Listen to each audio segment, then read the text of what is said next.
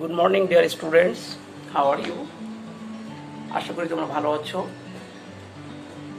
প্রিয় শিক্ষার্থীরা, গত ক্লাসে আমি তোমাদের কানেক্টর নিয়ে রুল 1 থেকে 3 আলোচনা করেছিলাম। আশা করি তোমরা এগুলো বাসায় চর্চা করেছো। চলো আজকে আমরা রুল 4 থেকে বাকি অংশ আলোচনা করি। চলো ক্লাস শুরু করা যাক। প্রিয় শিক্ষার্থীরা, আমরা 1 থেকে 3 রুল গত ক্লাসে শিখেছিলাম। আমরা এখন রুল 4-এ চলে যাব। তো প্রিয় শিক্ষার্থীরা, আজকে আমার কণ্ঠটা একটু ভালো নয়, আমি একটু ঠান্ডা লাগছে, তাই আমি পরবর্তী রুলগুলো ভিডিও চলবে এবং কণ্ঠে আমার সাহায্য করছে আমার এক প্রিয় স্টুডেন্ট। তবে শুরু করা যাক। তো 4 নম্বর রুলটা একটু দেখো। একটা বিষয় বা ঘটনার বিপরীতটা হওয়া বোঝালে বা বিপরীত কোনো কিছু বোঝাতে চাইলে যে কানেক্টরস গুলো ব্যবহৃত হয়। দেখো, একটা ঘটনা যেটা হওয়ার কথা সেটা না বিপরীতটা, বা সবসময় একটা ভালো জিনিস বলবে পাশাপাশি মন্দ জিনিসটা বলবে, বা একটা সঠিক জিনিস আনবে এরপর একটা বেঠিক জিনিস আনবে। এই ধরনের একটা ঠিক জিনিস থাকবে, একটা বেঠিক জিনিস থাকবে, মানে নর্মালটা তো থাকবে, এর সাথে বিপরীতটাও হওয়া বোঝাবে বা বিপরীত কোনো কিছু বোঝাতে চাইবে যখন, তখন যে কানেক্টরস গুলো আমরা ব্যবহার করবো বাট, দো অথবা হাউএভার। বাট মানে কি কিন্তু, দো মানে যদিও, হাউএভার মানে যাই হোক, অথবা কি অন দা কন্ট্রারি অন্যদিকে বা বিপরীত দিকে, অন দা আদার হ্যান্ড অন্যদিকে, ইনস্টেড পরিবর্তে। এবার দেখো, ক্ষেত্র বিশেষে বিভিন্ন জায়গায় বিভিন্নটা ব্যবহৃত হয়। আমরা একটা উদাহরণ দেখবো। Mobile phone has become an essential gadget for everybody. Mobile phone হয়ে গেছে সবার জন্য একটা এসেনশিয়াল গ্যাজেটও বলে, থেকে গ্যাজেটও বলে, ফর এভরিবডি সকলের জন্য একটা গুরুত্বপূর্ণ গ্যাজেট হয়ে গেছে কি mobile phone. Dash it has created A number of problems.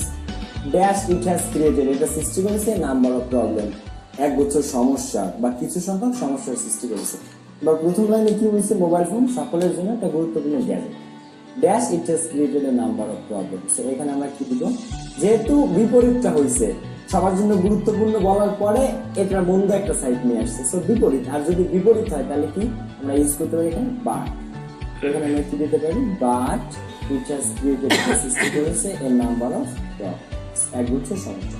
But বিপরীত অর্থ বোঝাতে এই সেন্টেন্সে না, বা আরো নানান জায়গায় এই জিনিসগুলো, এই কানেক্টরস গুলো ব্যবহৃত হতে পারে, যেমন though, however, on the contrary, on the other hand, instead.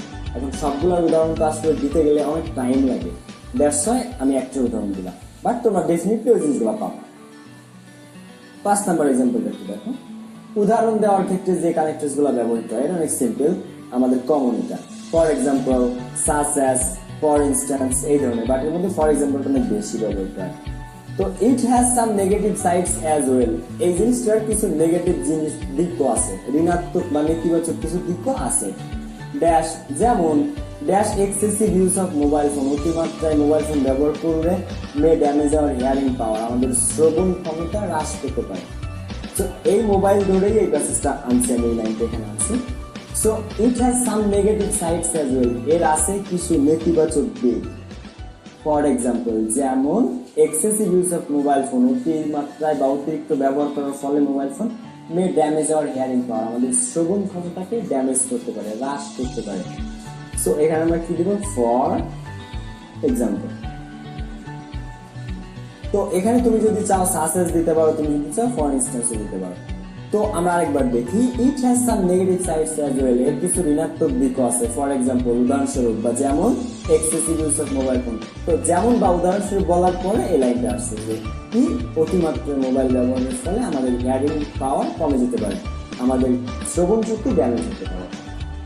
তো 6 নাম্বার লাইনটা কি, কোনো বিষয় বা ঘটনার প্রকৃত অবস্থা বা মূল অবস্থা প্রকাশ করতে যে কানেক্টরস গুলো ব্যবহৃত হয়। একটা ঘটনা আসলেই কেমন ঘটেছে বা মূল অবস্থাটা কি, প্রকৃত অবস্থাটা কি, সেটা বোঝাতে এই কানেক্টরস গুলো ব্যবহৃত হয়। ইনফ্যাক্ট, অ্যাকচুয়ালি অথবা ইনডিড। ইনফ্যাক্ট মানে প্রকৃতপক্ষে, অ্যাকচুয়ালি মানে আসলেই, আর ইনডিড মানে প্রকৃতপক্ষে। তো একটা এক্সাম্পল দেখো, the night before my math exam, আমার ম্যাথ এক্সাম পরীক্ষার পূর্বের রাতে, আমার গণিত পরীক্ষার পূর্বের রাতে আই ওয়াজ কেয়ারফুল এনাফ। তো এক্সাম্পলটা একটু দেখো। The night before my math exam, আমার গণিত পরীক্ষার পূর্বের রাতে আই ওয়াজ কেয়ারফুল, আমি সতর্ক ছিলাম, এনাফ যথেষ্ট, not to waste a single moment in vain, আমার একটা মুহূর্ত যেন ব্যর্থতায় নষ্ট না হয়ে যায়। ভেইন মানে ব্যর্থতা বা খারাপ কাজে, ওয়াস্ট মানে ব্যাড। তো আমার গণিত পরীক্ষার আগের রাতে আমি খুবই সতর্ক ছিলাম বা যথেষ্ট সতর্ক ছিলাম কোন ব্যাপারটাতে, যাতে আমার একটা মুহূর্ত নষ্ট না হয়। Dash I was serious about the exam, আমি আসলে কি পরীক্ষাটা নিয়ে সিরিয়াস ছিলাম। তো এখানে আসলে বা ইনফ্যাক্ট অর্থাৎ মূল অবস্থাটা কি, কেন আমি এক মুহূর্ত সময় নষ্ট করতে চাচ্ছি না, কারণ আমি আমার পরীক্ষাটা নিয়ে সিরিয়াস। তো এই যে প্রকৃত অবস্থাটা বা মূল অবস্থাটা, এটা বোঝাতে কি আসছে, ইনফ্যাক্ট বা অ্যাকচুয়ালি। তো এখানে আমরা কি দিতে পারি, in fact I was serious about the exam, অথবা কি দিতে পারি, actually I was serious about the exam. তো আশা করছি বুঝতে পারছো। নাও 7 নম্বর রুলটা একটু দেখো, কারণ বোঝাতে যে কানেক্টরস গুলো ব্যবহৃত হয়, একদম একটা কারণ বোঝাতে যাচ্ছে, সিন্স, অ্যাজ, বিকজ। সিন্সও ব্যবহার করতে পারো তুমি, অ্যাজও ব্যবহার করতে পারো, আবার বিকজও ব্যবহার করতে পারো। তো আবার সিন্সেস আবার হিসাবে বা মত অর্থ অনেক সময় ব্যবহৃত হয়, but most of the time কারণ বোঝাতে ব্যবহৃত হয়। তো dash hours is an agricultural country, hour economy depends on it. তো যেহেতু আমাদের দেশটা একটা এগ্রিকালচারাল কান্ট্রি, কৃষি প্রধান দেশ, তাই আমাদের অর্থনীতি ডিপেন্ডস অন ইট, আমাদের অর্থনীতিও ডিপেন্ড করে কৃষির উপর, কৃষির উপর।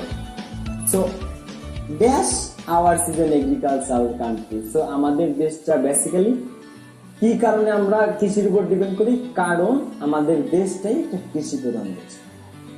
তো আমাদের অর্থনীতি, তো আমাদের অর্থনীতি এটার উপর ডিপেন্ড করে, কেন বা কি কারণে ডিপেন্ড করে, কারণ hours is an agricultural country, কারণ আমাদের দেশটাই কৃষি প্রধান দেশ। কারণ দেশটা কৃষি প্রধান হওয়ার কারণে আমাদের অর্থনীতি ডিপেন্ড করতেছে কৃষির উপর। তো এই কারণে অর্থে এখানে কি ব্যবহৃত হয়, সিন্স বা অ্যাজ অথবা বিকজ।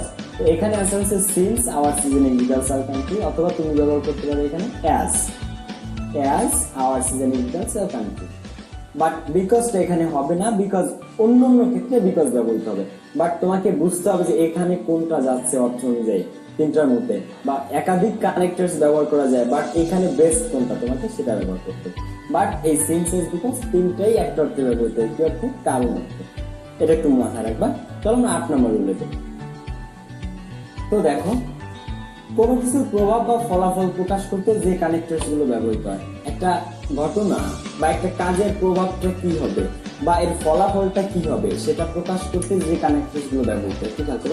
সো অথবা দেয়ারফর, তো মানে তাই, দেয়ারফর মানে সুতরাং, দাস মানে এভাবে বা এরূপে, অথবা কি কি আছে, অ্যাজ এ রেজাল্ট মানে ফলে, কনসিকুয়েন্টলি মানে ফলে, ফাইনালি মানে অবশেষে, ইভেন্চুয়ালি মানে ফলে, ইন কনক্লুশন মানে উপসংহারে।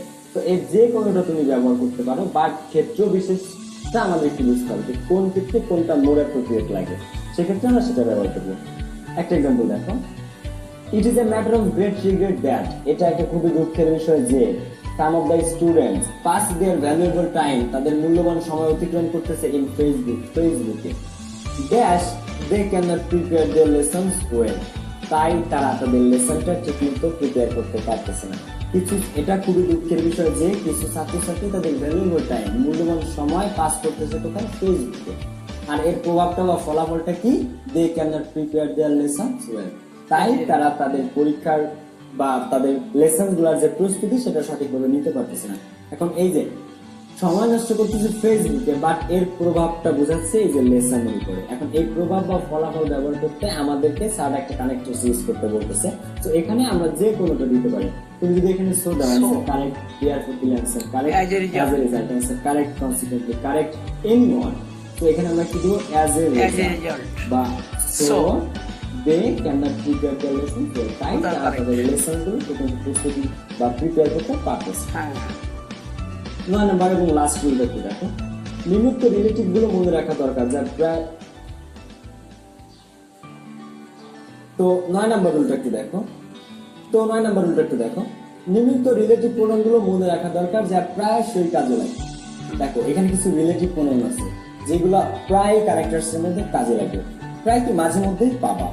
তো দেখো, প্রথম আছে হোয়াট মানে কি, হু মানে কে, ব্যক্তির ক্ষেত্রে ব্যবহৃত হয় হু, হুইচ অথবা দ্যাট, যা বস্তুর পরিবর্তে ব্যবহৃত হয় বা বস্তুর ক্ষেত্রে কি ব্যবহৃত হবে, হুইচ বা দ্যাট।